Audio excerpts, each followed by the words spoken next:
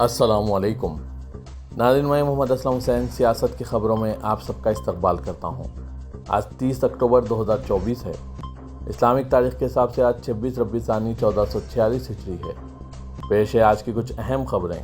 मरकज़ी हुकूमत के ज़रिए रजिस्ट्रार जनरल और मरदमशुमारी कमिश्नर की मुद्दत मुलाजमत में तोसी के नोटिफिकेशन के बाद मुल्क में 2025 के आगाज़ में मरदमशुमारी और कौमी आबादी रजिस्टर यानी NPR कराए जाने का इम्कान है। ज़राए के मुताबिक इस मरतबा मरदमशुमारी में शहरियों से 31 सवालात पूछे जा सकते हैं। इसमें गुज़िश्ता मरदमशुमारी की तरह ये सवाल पूछा जा सकता है कि आया घर के सरबराह का ताल्लुक़ दर्ज फहरिस्त ज़ात या कबाइल से है। ये इत्तला भी है कि इस बार इस्लाम के पैरोकारों के मसलक के बारे में भी सवाल किया जा सकता है। मुसलमानों से ये सवाल किया जा सकता है कि वो शिया है या सुन्नी, जबकि ज़ातों में ब्राह्मण, क्षत्रिय और वैश्या के बारे में भी पूछा जा सकता है। ताहम अपोजिशन जमातों के ज़रिए ज़ात की बुनियाद पर मरदमशुमारी का इम्कान कम है। वक्फ तरमीमी बिल पर पार्लियामेंट की मुश्तरका कमेटी में हंगामा आराई के बाद मुअत्तल तृणमूल कांग्रेस पार्टी के रुकन पार्लियामेंट कल्याण बनर्जी ने खामोशी तोड़ते हुए इसके लिए पूरी तरह से बीजेपी के रुकन पार्लियामेंट अभिजीत गंगोपाध्याय को जिम्मेदार करार दिया। उन्होंने कहा कि अभिजीत ने न सिर्फ इनके साथ बदसलूकी की बल्कि जब कमेटी के चेयरपर्सन जगदम्बिका पाल मौजूद नहीं थे तो इनके अहल खाना को गालियाँ भी दी, जिसकी वजह से वो मुश्तइल हो गए। कल्याण बनर्जी ने जगदम्बिका पाल पर भी तनकीद की और कहा कि इस वाक़े पर उन्होंने मेरे साथ तो सख्ती बरती लेकिन अभिजीत गंगोपाध्याय के तय नरमी का मुजाहरा किया।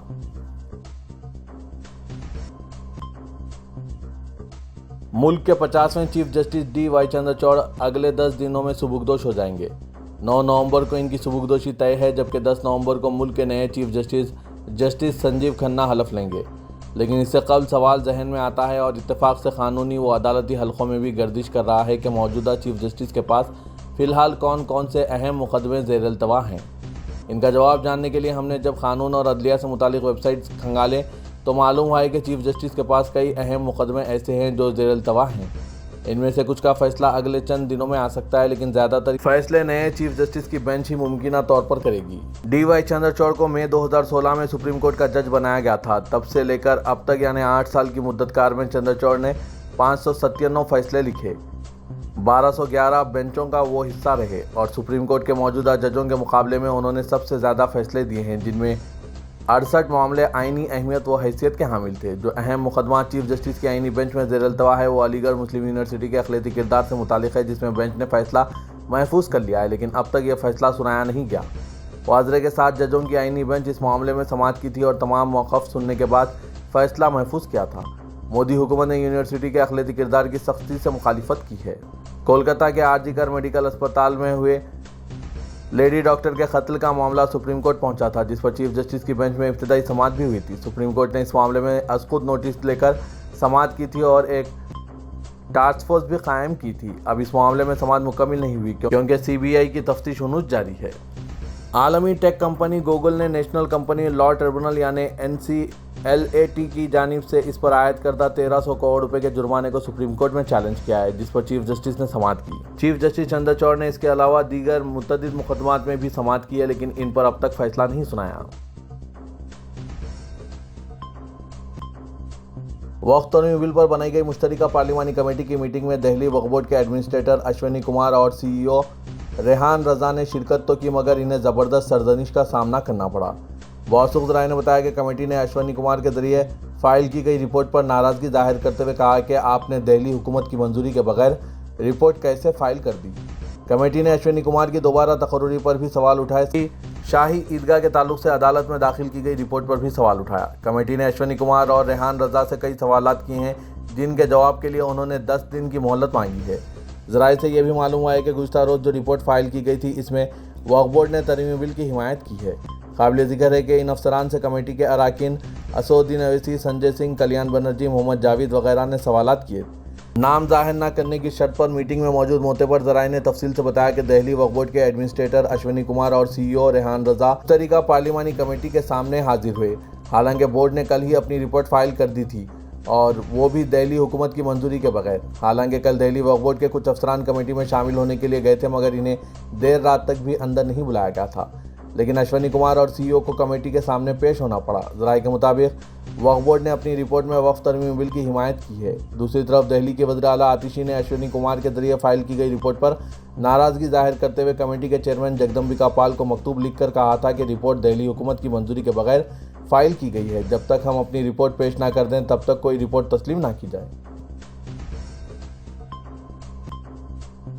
सदर हिंद मजलिस इत्तेहादुल मुस्लिमीन और रुकन पार्लियामेंट हैदराबाद असदुद्दीन ओवैसी की हिदायत पर महाराष्ट्र के असेंबली इंतखाबात में मजलिस ने जुमला 14 उम्मीदवार खड़े किए हैं। कुल हिंद मजलिस इत्तेहादुल मुस्लिमीन के 14 उम्मीदवार इंतखाबी मैदान में किस्मत आजमाई कर रहे हैं। मजलिस की जानिब से तमाम उम्मीदवारों को पार्टी का टिकट और बी फॉर्म भी जारी कर दिया गया। कई उम्मीदवारों ने अपना पर्चा नामजदगी दाखिल कर दिया है। असदुद्दीन ओवैसी सदर मजलिस ने महाराष्ट्र मजलिस के सदर सैयद इम्तियाज़ जलील और महाराष्ट्र मजलिस के इंचार्ज अहमद बिन अब्दुल्ला बलाला, रुकन असेंबली मलकपेट और पार्टी के दीगर जिम्मेदारों के साथ इंतखाबात से कबल रियासत का तफसीली सर्वे किया। अक़लियती आबादी वाले इलाकों और कई हलकों के मजलिसी जिम्मेदारों को औरंगाबाद तलब करके महाराष्ट्र में सियासी सूरत-ए-हाल की जायज़ा लिया था। असदुद्दीन ओवैसी सदर मजलिस ने इम्कानी उम्मीदवारों की फहरिस्त भी तैयार की थी। इसके बाद दरख्वास्तें भी हासिल की गई। ओवैसी ने महाराष्ट्र मजलिस के सदर इम्तियाज़ जलील को हिदायत दी थी कि महाराष्ट्र में मजलिस के उम्मीदवारों में इजाफा करने, फ़िरका परस्तों को रोकने के लिए दीगर जमातों से मुशावरत की जाए और इत्तेहाद की भी कोशिश की जाए। सदर मजलिस की हिदायत पर इम्तियाज़ जलील ने कांग्रेस, एनसीपी और दीगर जमातों को मजलिस की जानिब से तहरीरी मकतूब भी इत्तेहाद के लिए रवाना किया, लेकिन इन जमातों की जानिब से कोई रद्द-ए-अमल हासिल नहीं हुआ।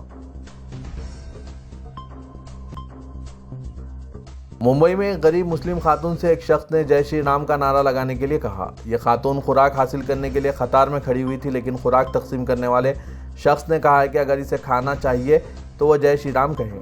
जब इस खातून ने नारा नहीं लगाया तो इससे कतार से निकलने के लिए कहा गया। टाटा हॉस्पिटल के करीब बाज़ एनजीओज़ की जानिब से ग़िज़ा तकसीम की जा रही थी। सोशल मीडिया पर इस वीडियो के वायरल होने के बाद कई गोशों ने मजम्मत का इजहार किया है। बाज़ अफराद ने कहा कि हिंदुस्तानी समाज नाकाबिल इस्लाह हद तक खोखला हो चुका है। एक भूखे को खाना खिलाने के लिए भी उनका नारा लगाने पर मजबूर किया जा रहा है। बाज़ ने कहा कि इस तरह के एनजीओज़ का बाइकआउट किया जाना चाहिए और इस तरह के जहनियत वाले एनजीओज़ के लाइसेंस रद्द कर देने चाहिए। नाज़रीन, इन सब पर आपकी क्या राय है? कमेंट के जरिए ज़रूर बताइएगा। बॉलीवुड अदाकार अक्षय कुमार अयोध्या में बंदरों को ग़िज़ा फराहम करने की पहल में शामिल हो गए।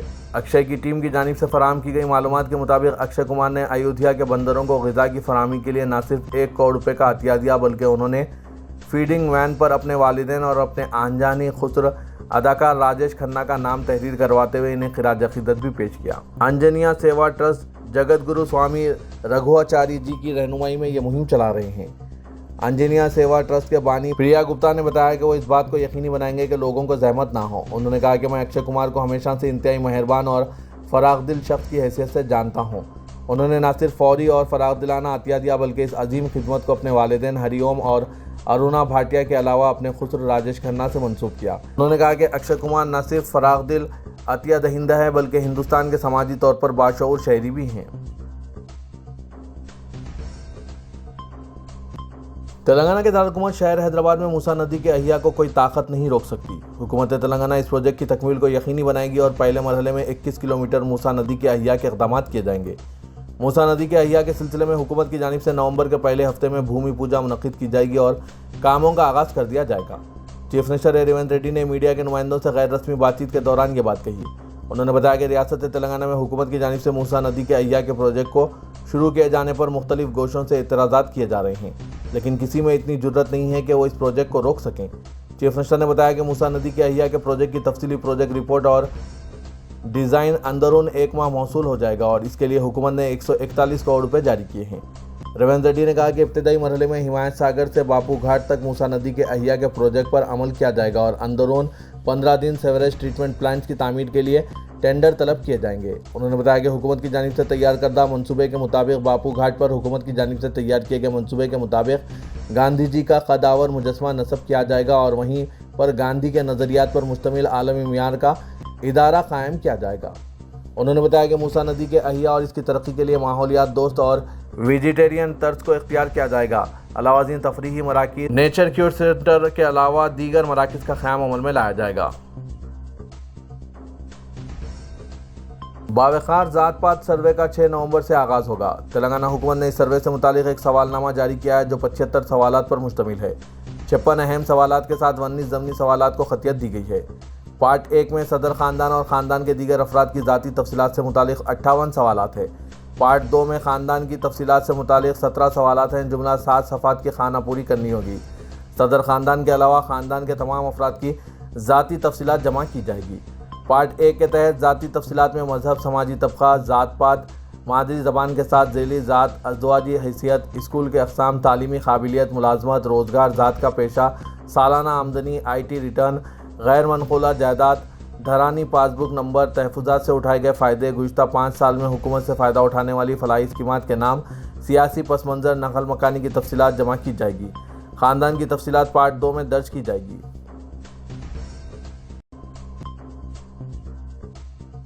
शहर हैदराबाद में मौजूदा इबादत गाहों और मजहबी मुकामात की जियो टैगिंग अमल में लाई जा रही है। मजहबी मुकामात और इबादत गाहों को साजिशों और तशद्दुद से बचाने के लिए इन मजहबी मुकामात को हमी पुलिस स्टेशन से जियो टैगिंग के जरिए जोड़ा जाएगा। शहर में बढ़ते जराइम और मजहबी जुनूनियत को रोकने ये इक़दाम किया जा रहा है।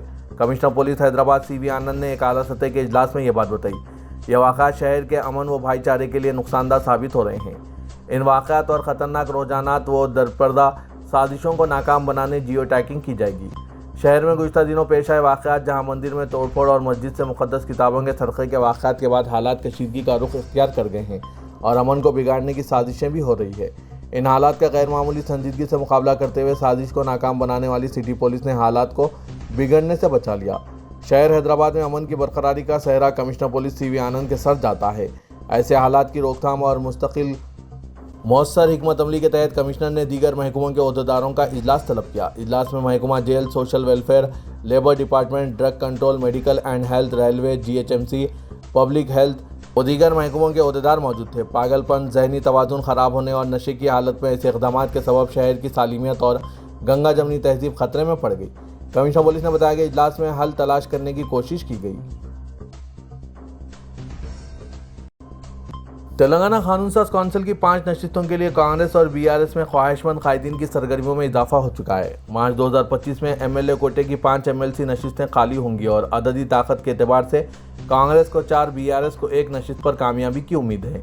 जिन अरकान कौंसिल की मियाद मार्च 2025 में ख़त्म हो रही है, इनमें सुभाष रेड्डी, सत्यावती राठौर, मोहम्मद महमूद अली, Y मल्लेशम तमाम BRS के हैं और मजलिस के रियाजुल हसन आफंदी शामिल हैं। बताया जा रहा है कि मजलिस इस बात की कोशिश कर रही है कि BRS दौरे हुकूमत की रिवायत को बरकरार रखते हुए इसे एक नशिस्त अलॉट की जाए। ताहम चीफ मिनिस्टर रेवंत रेड्डी इस बारे में हाई कमान से मुशावरत के बाद ही कोई फैसला करेंगे।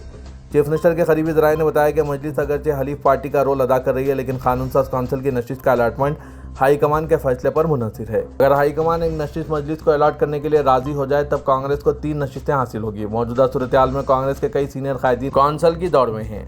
साबिक़ उज़रा, साबिक़ अरकान पार्लियामेंट और सीनियर कायदीन के अलावा पार्टी के बाद नौजवान कायदीन ने भी अपनी दावेदारी पेश की है। बताया जा रहा है कि चीफ मिनिस्टर रेवंत रेड्डी 3 नशिस्तों में से एक मुस्लिम अक़लियत के नुमाइंदे को शामिल करने के हक़ में और हाईकमान से मुशावरत के वक्त वो अपनी राय पेश करेंगे। पुराने शहर हैदराबाद के फलकनुमा ब्रिज के दूसरी जानिब ज़ेर तामीर ब्रिज की आजलाना तकमील और वरम गड्ढे में ज़ेर तामीर रेल ओवर ब्रिज की तामीर को जल्द मुकम्मिल किया जाना ज़रूरी है, क्योंकि इन 2 ब्रिजेस की तामीर में ताख़ीर से न सिर्फ इंजन बौली से चन्नानगुट्टा जाने वाली ट्रैफिक को बल्कि बंडलागुड़ा से शास्त्रीपुरम और इंजन बौली से बंडलागुड़ा या शास्त्रीपुरम जाने वालों को भी शदीद मुश्किलात का सामना करना पड़ रहा है। गुंजान आबादी वाले इन इलाकों में कई सालों से ज़ेर तामीर इन ब्रिजेस की तामीर मुकम्मिल ना होने के नतीजे में ट्रैफिक मसाइल भी बढ़ते जा रहे हैं। हालांकि इंजन बौली से चन्नानगुट्टा जाने वाली ट्रैफिक को रोज़ाना शाम के वक्त ट्रैफिक जाम का सामना है। फलकनुमा ब्रिज से मुतसिल ब्रिज की आजलाना तकमील पर मुसलसिल नुमाइंदगी के बावजूद यह ब्रिज अभी तक मुकम्मिल नहीं हुआ, बल्कि इंतहाई सुस्त रफ्तारी से कामों पर शहरियों की नाराज़गी में इजाफा होता जा रहा है। इसी तरह इंजन बौली से वरमगड्ढा जाने वाली सड़क की तोसी के काम भी सुस्त रफ्तारी से जारी है और वरमगड्ढा रेल ओवर ब्रिज की तामीर के मुतालिक मकामी अवाम जानिब से अवामी नुमाइंदों से शिकायत की जा रही है कि ब्रिज की तकमील के लिए मुअल्लना वक्त से कई साल ज़्यादा गुजर जाने के बावजूद इसको मुकम्मिल नहीं किया गया, जबकि फलकनुमा ब्रिज से मुतसिल ब्रिज को नए ब्रिज की कुशादगी के अंदरून 1 साल मुकम्मिल करने का ऐलान किया गया था। मजलिस बल्दिया अज़ीमतर हैदराबाद के ज़िम्मेदारों से इस्तिफ़सार पर वो कह रहे हैं कि महकमा रेलवे से ताख़ीर के नतीजे में ब्रिज मुकम्मिल करने में ताख़ीर हो रही है, जबकि रेलवे अहदेदारों का इस्तेदलाल है कि महकमा आबरसानी की जानिब से पाइपलाइन की तब्दीली व तनसीब में ताख़ीर असल वजह है, जबकि ब्रिज की तकमील के कामों की रफ्तार को अगर तेज़ किया जाता है तो अंदरून 3 माह फलकनुमा ब्रिज से मुतसिल ब्रिज के कामों को मुकम्मिल किया जा सकता है।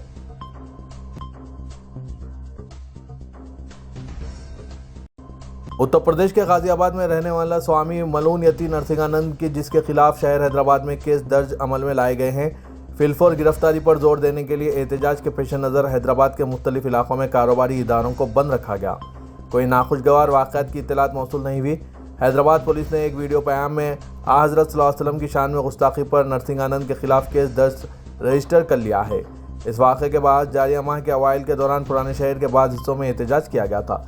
तहरीक मुस्लिम शबान और 50 दीगर तंजीमों ने बंद की अपील की थी, जिसके पेश नज़र हैदराबाद के चार मीनार, मदीना बिल्डिंग, छत्ता बाजार, पत्थरगट्टी, मोइनबाग, ईदी बाजार, एबिट्स की जगदीश मार्केट, अफजलगंज, गुलजार हाउस, शालीबंडा, मुगलपुरा, सुल्तान शाही, हसन नगर, किशनबाग, चादरघाट, बीबी के अलावा डबिलपुरा, याकुतपुरा और दूसरे इलाकों में बाजारात व दुकानात को बंद रखा गया, मुकम्मल बंद बनाया गया। पुलिस ने एहतजाज की अपील के पेश नज़र माकूल सिक्योरिटी इंतजाम किए थे। मुस्लिम तंजीमों की अपील पर मनाया गया बंद पुरअमन और मुकम्मल रहा। तमाम मुस्लिम कारोबारी इदारों को बतौर खास बंद रखा गया। कुछ इलाकों में हिंदू भाइयों ने भी बंद में हिस्सा लिया। मोहम्मद मुश्ताक मलिक, अब्दुल हक कमर, एम.ए. गफ्फार, एम.ए. मन्नान, काजी अजमतुल्लाह ने प्रेस कॉन्फ्रेंस से खिताब करते हुए बताया कि तेलंगाना में मुस्लिम तंजीमों की अपील पर बंद पुरअमन और कामयाब रहा। बाज़ स्कूलों और कॉलेजों को भी बंद रखा गया। रोज़ाना मेहनत करके आमदनी हासिल करने वालों ने बंद में पुरजोश तौर पर हिस्सा लिया। मरकजी वजीर बंडी संजय कुमार ने भारत राष्ट्र समिति के कारगुजार सदर के.टी. रामाराव की जानिब से दी गई कानूनी नोटिस का जवाब दिया, जिसमें इल्ज़ामात को झूठे और बेबुनियाद करार दिया गया। उन्होंने कहा कि नोटिस में जो इल्ज़ामात दिए गए हैं वो हक़ाइक़ से बईद है। बंडी संजय ने कहा कि के.टी.आर. की जानिब से जो नोटिस दी गई है इसमें आयद करदा इल्ज़ामात गैर दुरुस्त हैं। मरकजी वज़ीर ने बताया कि उन्होंने नोटिस का जायज़ा लिया है, जिसमें कुछ लिखा गया है कि वह हक़ाइक़ से बईद, बेबुनियाद और बदनीयती पर मबनी है। उन्होंने कहा कि कानूनी कार्रवाइयों की धमकी से वो खौफजदा नहीं होंगे, अपने हुकूक़ के तहफ़्फ़ुज़ के लिए कानूनी कार्रवाई करेंगे। दिवाली की तक़रीबात के दौरान चार मीनार के पास मौजूद मंदिर में ज़ायरीन की तादाद में इजाफे के पेश नज़र हैदराबाद ट्रैफिक पुलिस ने नवंबर तक चार मीनार जाने वाली सड़कों पर सफ़र करने से गुरेज करने के लिए एक एडवाइजरी जारी की। पुलिस ने शहरियों को मशवरा दिया है कि वो मदीना जंक्शन, मुर्गी चौक, बरास्ता, लाड बाजार, राजेश मेडिकल हॉल और शालीबंडे से चार मीनार की तरफ जाने वाली सड़कों से गुरेज करें। मुसाफिरों से दरख्वास्त की गई है कि वो इन तारीखों पर सड़क से गुजरने से गुरेज करें। हैदराबाद पुलिस ने भाग्य लक्ष्मी मंदिर में आने वाले अकीदतमंदों को मशवरा दिया है कि वो ट्रैफिक इशारों पर अमल करें और अपनी गाड़ियां पार्किंग के लिए मख्तस की गई जगहों पर ही पार्क करें।